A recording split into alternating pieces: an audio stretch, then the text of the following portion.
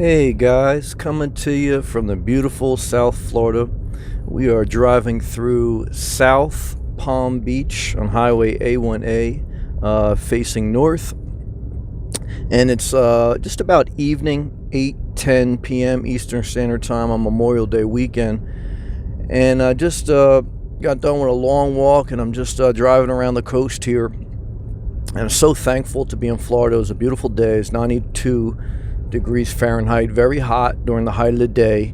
As we approach summer, June, it starts to get very hot during the course of the day. So you may love Florida, but the heat may be overwhelming for some people. For me, it's not. I love Florida. I love the heat, and I don't have any problem with dumping myself in the ocean or going into a coffee shop with air conditioning if I need to cool off. But either way, to be in Florida to me is a blessing, and it kind of brings me to the subject of this video, which will be fail and try again. On your road to a goal, on your journey in life, which is kind of like a never-ending journey, it's paved with failure. There's no way around it. You can try to formulate some type of mass plan, and you should plan, you should research, but there is no way around failure. And failure, the pain of failure, the embarrassment, stops people from trying again. I know people that were out of the workforce for years. They went on one interview, and the person asked them, "What's going on with the gaps in your resume? It looks like you haven't been in the workforce for several years." And as soon as they got that embarrassing moment or the discomfort, they just folded like a wet paper towel and say, "You know what, I'm not going to apply for a job anymore." And I understand the pain of failure. Well, that's one example. On my road to Florida, years ago, before I even sold my house, probably about 4 years ago, I had one of the first times I thought about seriously trying to reposition my life.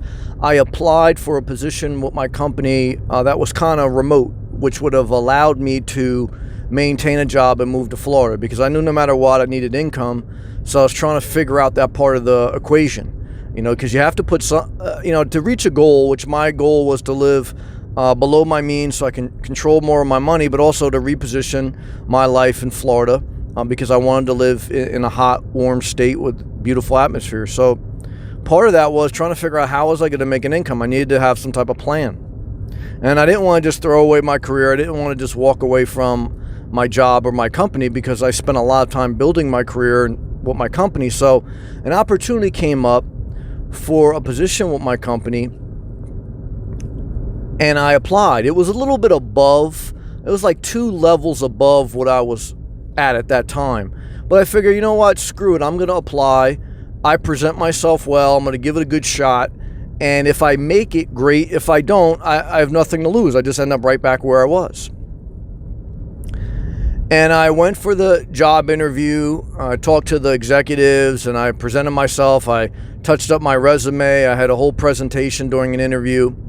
And I felt overall the interview went good, but I definitely felt that there were some areas of the interview I failed at, me personally. I'm an honest evaluator, and I said, after the interview, I was kind of beating myself up. I said, there was a couple things I could have did better. But no matter what you do in life, every time I upload a video, I always say there's a couple things I could have did better. You have to get used to doing things that are not 100% perfect.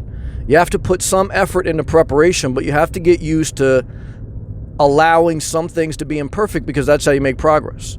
So I went in the interview. I didn't feel it was perfect, but at that time, I kind of gave it my best shot, and I learned. I learned, all right, if I get this opportunity again, this is what I want to do better. So I was kind of waiting for a call. Finally, the executive who I'd interviewed with, he called me back. He said he was very nice, and I built a serious relationship with him, and that helped me down the road. I'll touch on that.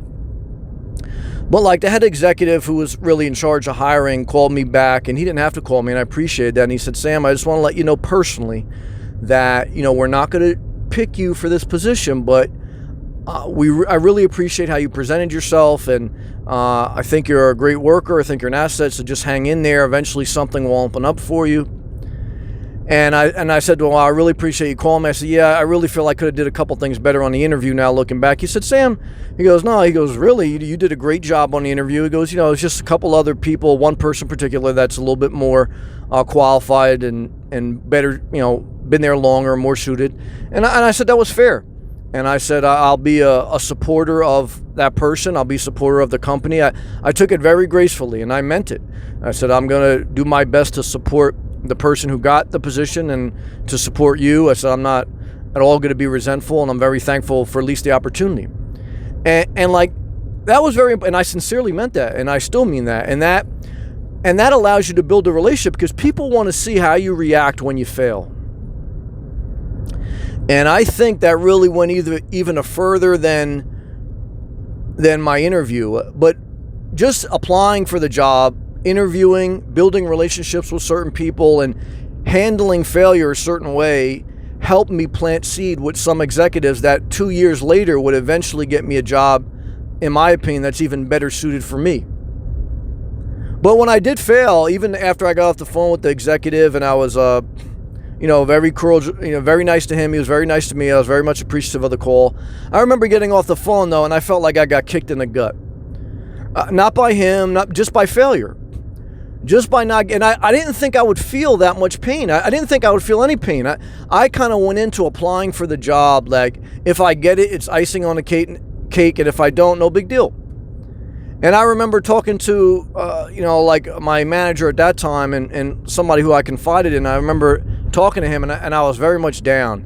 And he goes, Sam, he goes, no matter who you are in life, he goes, when things don't work out, failure's hard, man. Because he saw that I was down in the dumps. And it kind of took me by surprise how much it really kicked me in the gut not getting that position, because I really didn't even want it. It's almost like, when you're like seeing someone casually and they go date someone else and like, you get jealous. I don't know if that's the best analogy, but it just hurts not to get what you want. And I wasn't jealous, though. I wasn't jealous. I failed. Bottom line. I mean, I could sugarcoat it, but I didn't get it. And I'm glad I didn't get it. Long term, it worked out.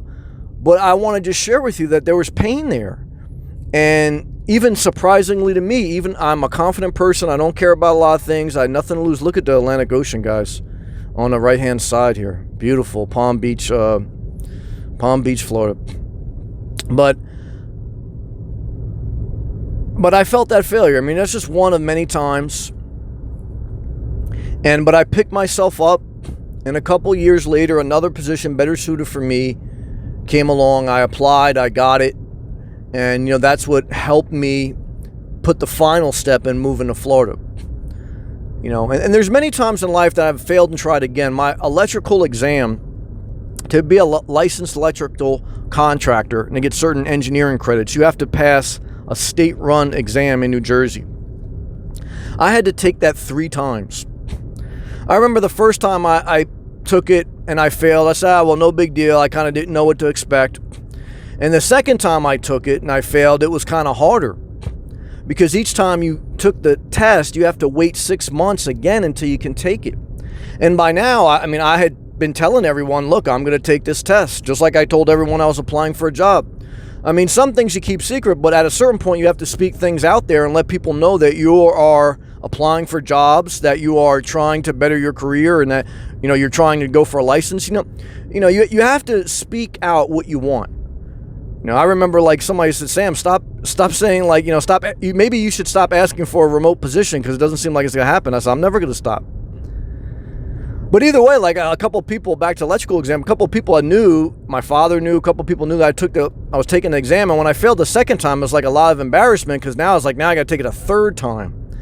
And once you have to take something 3 times, then you're like, damn, if I fail a third time, then what? Now, I would have took it again. You fail and you have to try again. But thank God I passed on the 3rd time.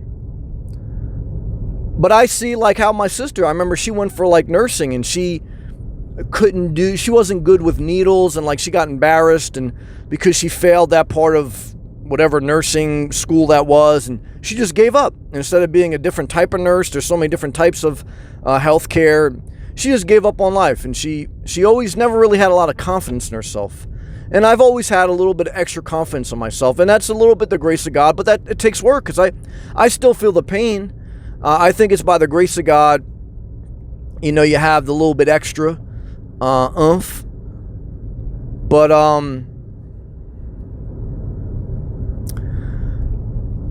But there's so many times in life, guys, the career times, times in a relationship. I remember I was dating this one girl when I lost a lot of weight. I wanted to be social again. And I said, I got nothing to lose. I really don't want a marriage. I don't want kids. This was in my early 30s. And I'm going to date this girl. She was very pretty. And I said, I don't really want anything. And let's just see what happens. And, I got involved with her and I got emotional about it. And I just kind of looked stupid, because I failed. I caught more feelings for her than she did for me. And I just failed. I mean, there's no way around it. Marriage. And I remember I used to ask her about her divorce and marriage. And she used to say, Sam, I don't want to talk about that much because it's like a failure to me. When you fail in a relationship, it's painful. But just like everything, you fail and try again.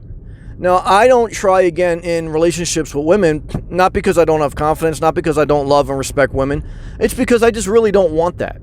I'll try again in a career thing or in something that has to do with a lifestyle that I want because I want it. And I'm not scared to fail, try again. But like when it comes to a relationship and a family and I don't have any desire for it. I really know that. So it's like, some things in life you shouldn't try again. It's like, but everyone's different. You kind of have to figure out what do you want in life, and whatever you want, you have to go after. Now, when it comes to relationships and things that involve other people, there's only so much control you have over that because you can't do the work of the other person. You can't make the other person like you. You can't get the other person on the same page. And that's why I don't like relationships. I like to control my own destiny. I don't like to control people. I only like to control myself. And there's a lot of people that get in relationships and they like to be in control and they like to control people. But a relationship is like not being in control. And that's why you have to really want that type of thing in your life. I don't want that type of thing. And not because I'm scared of not being in control. It's just I don't want kids. I'm very fulfilled by myself. But whatever you want in life, maybe you want another relationship, maybe you want a better job, maybe you want to move states. Whatever you want, you're going to have to accept that part of the road is going to be failure.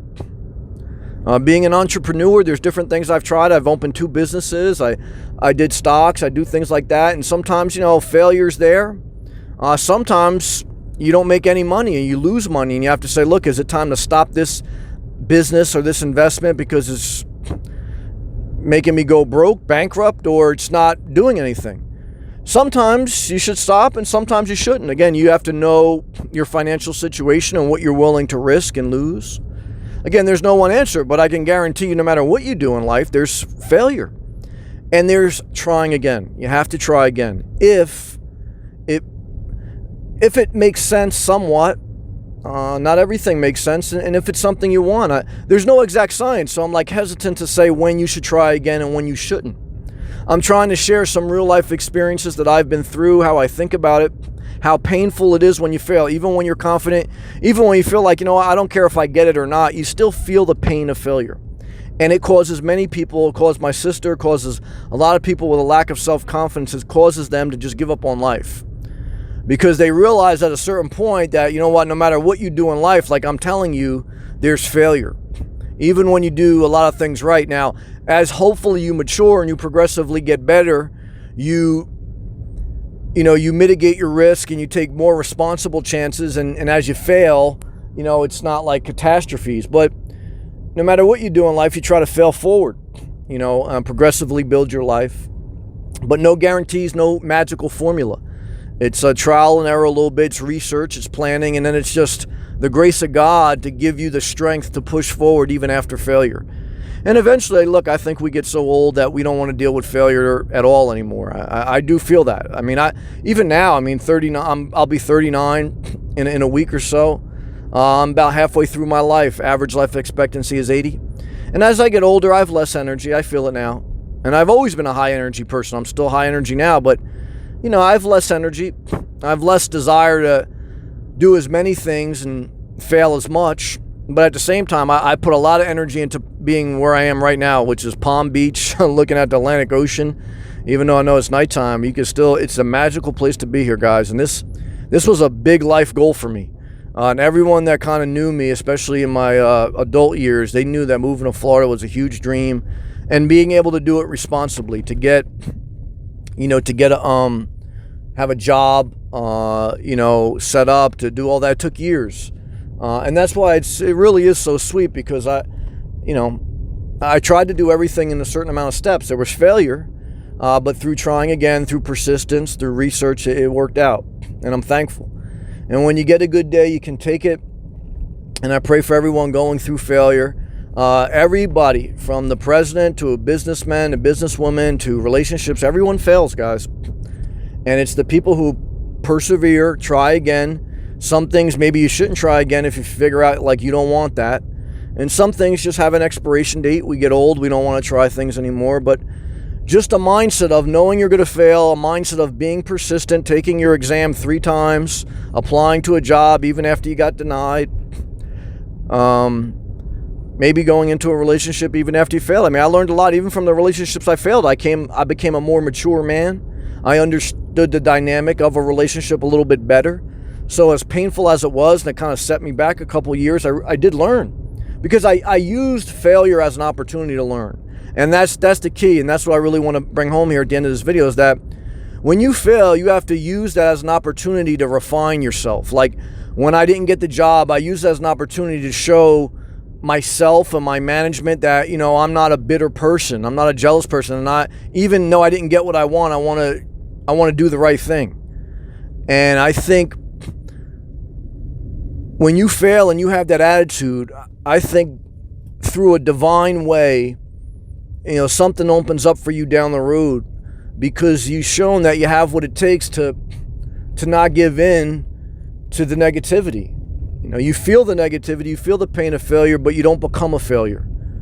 You become a person of character. You're imperfect, I'm imperfect, I still do things wrong. But there's something to be said for handling failure with grace and persevering and pushing forward. All right, God bless, guys. Keep pushing forward.